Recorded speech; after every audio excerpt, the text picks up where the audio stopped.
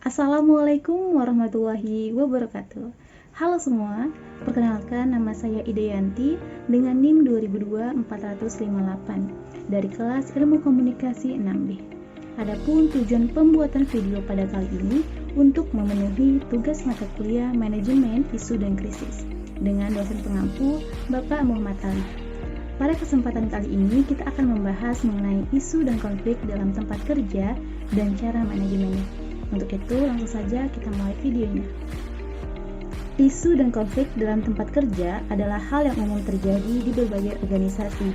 Beberapa isu dan konflik yang mungkin muncul antara lain adalah perbedaan pendapat, komunikasi yang buruk, perbedaan nilai-nilai atau budaya, persaingan antar tim atau individu, kebijakan yang tidak adil, dan masalah performa atau kinerja. Manajemen isu dan konflik dalam tempat kerja memerlukan pendekatan yang terstruktur dan sensitif. Adapun beberapa langkah yang dapat diambil dalam mengatasi isu dan konflik di tempat kerja.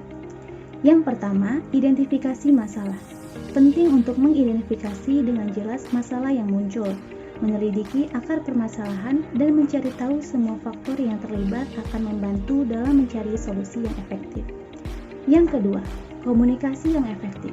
Membuka saluran komunikasi yang baik antara individu atau tim yang terlibat dalam konflik sangatlah penting. Mendengarkan dengan empati dan menghindari sikap defensif dapat membantu menciptakan lingkungan yang mendukung diskusi terbuka dan jujur.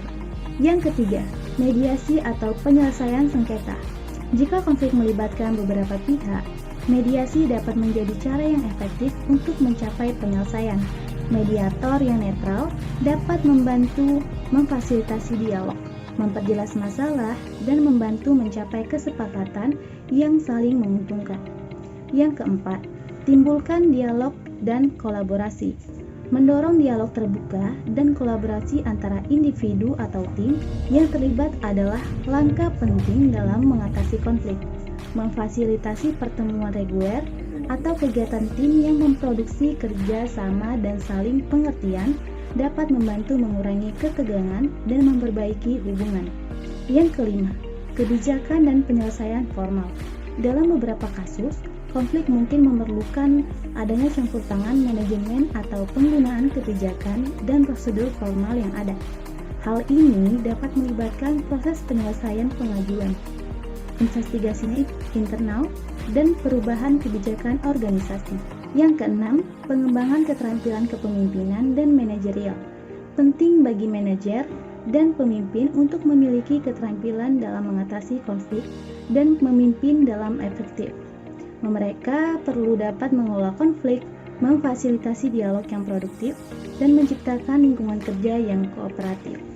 Yang ketujuh, evaluasi pembelajaran.